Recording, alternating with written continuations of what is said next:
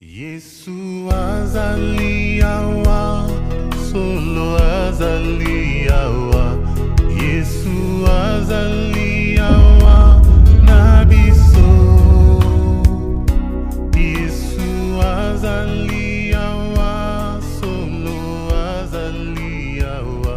Maranatha, chers frères et sœurs, bienvenue dans l'émission Telama sur Teler TV. C'est encore moi, votre frère Bethuel Matsili, et on continue notre cycle d'enseignement sur l'universalité de la foi et de la loi. Nous avons dit dans la première partie que la foi est nécessaire tant pour le croyant que le non-croyant, nécessaire pour pouvoir être actif dans la vie sociale, nécessaire pour pouvoir être celui-là qui apporte justement sa pierre dans l'édifice de construire non seulement sa vie spirituelle, mais aussi sa vie sociale et la vie de la nation entière. Et nous avons dit que sans les œuvres, notre foi est inutile et qu'il nous faut des œuvres. Par exemple, quand nous savons qu'il existe la dictature dans notre pays, il ne faut pas laisser cette tâche rien qu'à ceux qui se disent non-croyants pour réaliser cela, pour dénoncer la dictature, pour dénoncer les mauvaises pratiques, pour démolir ce système. Il ne faut pas seulement les laisser aux non-croyants. Et même nous croyons aussi en Jésus-Christ, nous devons participer. D'abord sur le plan spirituel, ensuite sur le plan matériel. Et que toutes nos énergies devraient être dirigées à réaliser ce que nous avons appelé la fois dernière le royaume de Dieu sur la terre. Nous savons, frères et sœurs, que ce royaume véritable va être installé avec la venue de Jésus-Christ de Nazareth. Mais nous, étant placés ici sur la terre, nous avons besoin de laisser l'empreinte de Christ, l'empreinte de Dieu sur la terre. C'est pour cela que nous sommes, non seulement en évangélisant, mais en montrant que nous, ce que nous sommes en train de transmettre comme l'amour de Dieu à d'autres personnes qui ne croient pas, c'est quelque chose de pratique qu'on met dans la société. Alors, frères et sœurs, on continue dans ce sens-là. Maintenant, nous allons parler dans cette partie-là de ce que nous appelons l'arbre de la connaissance du bien et du mal, c'est-à-dire de ce symbolisme-là qui existe dans la Bible. Nous pouvons lire dans le livre de la Genèse, chapitre 2 et verset 9, que l'Éternel Dieu fit pousser du sol des arbres de toute espèce, agréables à voir et bons à manger, et l'arbre de la vie au milieu du jardin, et l'arbre de la connaissance du bien et du mal. Et l'arbre de la connaissance du bien et du mal. C'est de cet arbre-là de la connaissance du bien et du mal que je dis qu'il symbolise en réalité la loi de Dieu. Point n'est besoin, chers et frères, d'aller chercher si cet arbre était un pommier, s'il était, disons, un figuier et autres. Il s'agit ici de la loi de Dieu. Dieu a construit ce monde-là selon un ordre donné. Et puisque lui-même, il sait quel est cet ordre, son premier devoir, en plaçant l'homme dans le monde, il a fallu qu'il lui montre que tout ce qu'il a à faire ici, c'est s'occuper de cette terre. Mais pour que tout ce travail-là soit en harmonie, il devrait respecter l'ordre qui est induit dans ce monde-là. Ça, c'est un principe universel.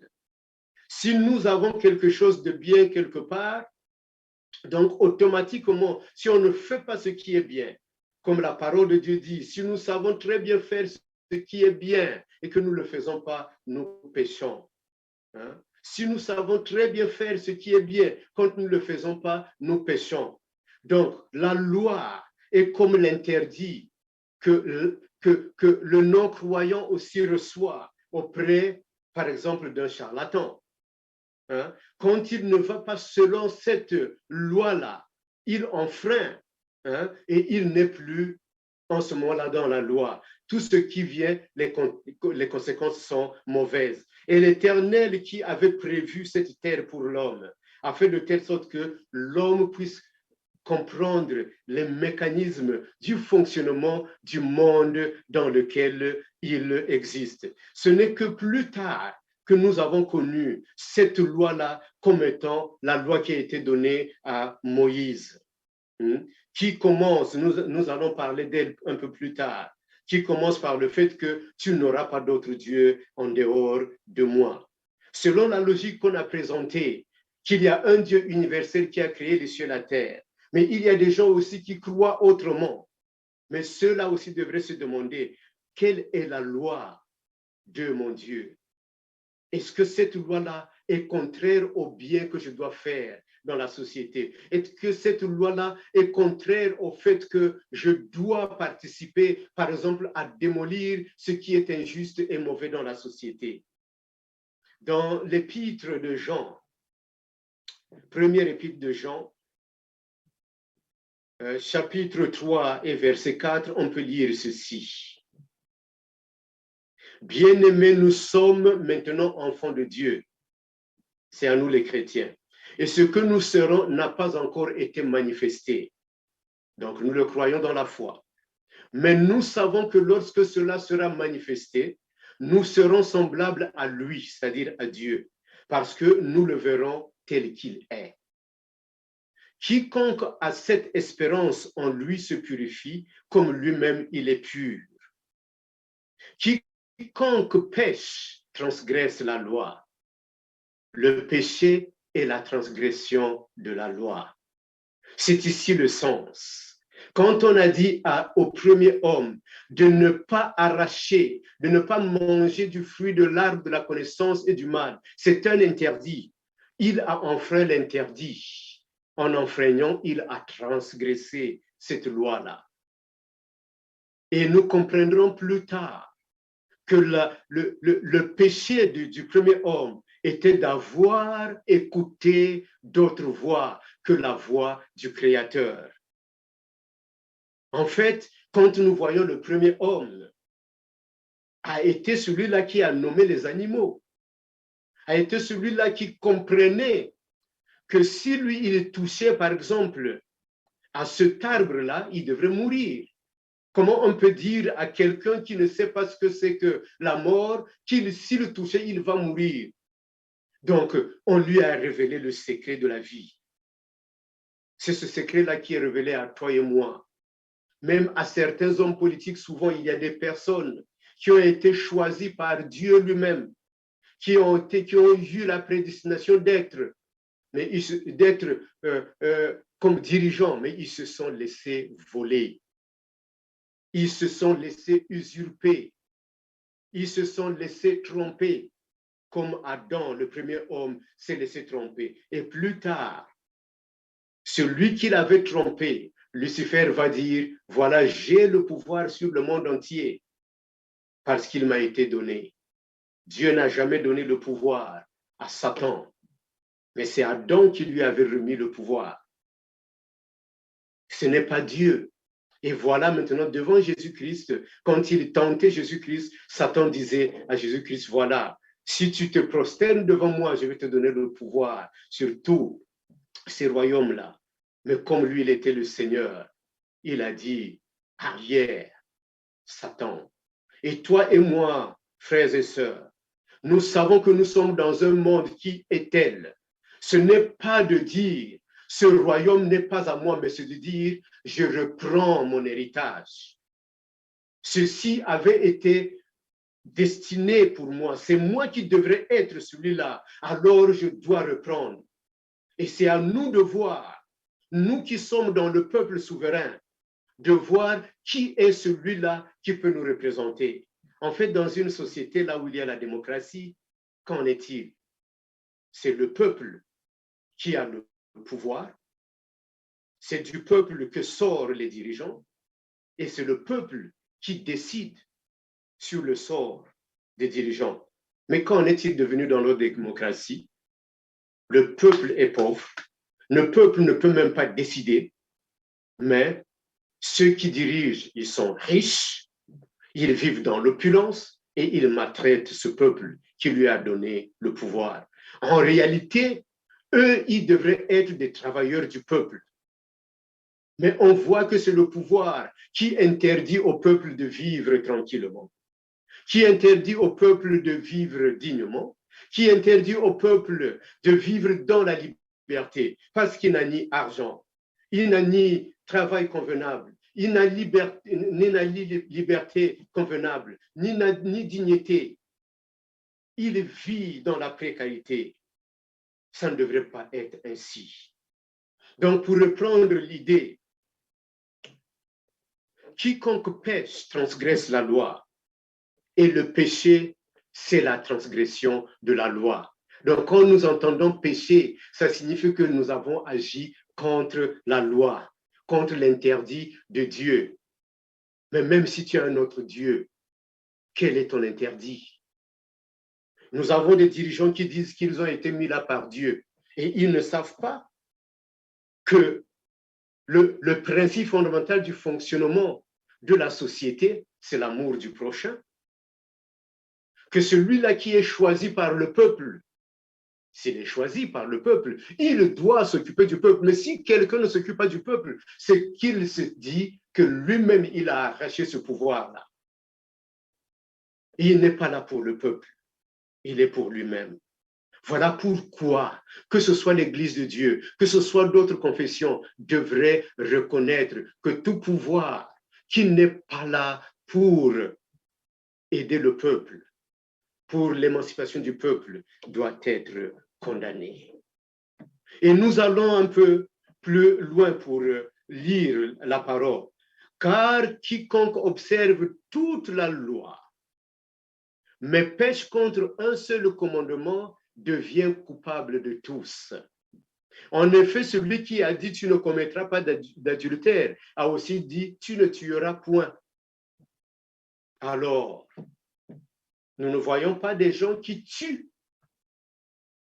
L'unique permission que le Seigneur a donnée, ou même l'homme de Dieu peut tuer, c'est quand il est en légitime défense, ça c'est la première des choses. Quand il est entraîné dans la guerre, ça c'est la deuxième des choses, puisqu'il a été dit aux militaires dans le Nouveau Testament que lui, eux, ils doivent faire leur devoir, mais sans injustice. Ça signifie quoi dans notre langage? Que le militaire, lui, il doit protéger le peuple, il doit protéger la nation. S'il doit mener une guerre, c'est la guerre contre un ennemi extérieur qui attaque la nation. Mais l'armée ne peut pas être utilisée contre son propre peuple. On ne peut pas tuer son propre peuple en disant que nous sommes de Dieu. Dieu nous a placés là, Dieu nous a choisis. C'est faux. Et nous, frères et sœurs, qui sommes en Christ, et vous aussi qui n'êtes pas en Christ, mais qui croyez autrement, mais qui croyez en Dieu, vous aussi, votre devoir est de dénoncer cela et de former un front et de dire, nous ne sommes pas d'accord avec cela. Et vous qui êtes, par exemple, des syndicalistes, parmi vous, il y a des croyants de toute obédience qui travaillent pour le bien. Vous devrez aussi savoir que votre devoir dans la société, c'est protéger les droits des travailleurs et non protéger les droits de ceux qui dirigent injustement. Or, si tu ne commets point d'adultère, dit la parole, mais que tu commettes un meurtre, tu deviens transgresseur de la loi. Tu n'es pas dans la loi divine si tu es choisi par Dieu. Parce que la loi n'est pas le péché, mais c'est l'agissement contre la loi qui est le péché. Alors, chers frères et sœurs, je vous souhaite à vous tous d'être vigilants et de savoir qu'au lieu de se disputer entre croyants ou bien entre croyants et athées, vous avez un devoir commun, c'est de manifester votre amour pour le Congo, pour l'Afrique, partout là où vous êtes. C'est de manifester votre amour pour le prochain qui n'a pas de quoi vivre, pour votre prochain qui manque de salaire, qui manque de pension, qui manque d'un minimum pour la vie. Pour votre prochain qui n'arrive même pas à trouver du boulot. Il y a des gens qui ont fini, qui sont nos promotionnaires ont fini et qui sont rentrés au pays, ils vont maintenant à l'âge de la retraite sans jamais travailler. On est dans un pays où Dieu a choisi les dirigeants. Alors, chers frères et sœurs, l'arbre de la connaissance du bien et du mal, la parole dit que s'il n'y avait pas la loi, je ne saurais pas ce qui est mauvais. Que dirons-nous donc? La loi est-elle un péché? Loin de là. Mais je n'ai connu le péché que par la loi, car je n'aurais pas connu la convoitise si la loi n'eût dit, tu ne convoiteras pas. Si le Seigneur n'avait pas dit, tu ne toucheras pas à l'arbre, au fruit de l'arbre de la connaissance du bien et du mal, on ne connaîtrait pas ce qu'est le mal, ce qu'est le péché. Donc, tout commence par là, par la prise de conscience de ce qui est mauvais et de ce qui est bien. Que Dieu vous bénisse et que vous soyez des citoyens bien éclairés et bien actifs dans notre société et que tous ensemble, croyants et incroyants, croyants de toute obédience, que nous participons à l'œuvre du bâtissement d'un Congo meilleur et pour détruire, démolir la dictature et toute forme d'injustice sociale. Au nom de Jésus-Christ, qu'il en soit ainsi. Soyez bénis. Yesu azaliawa.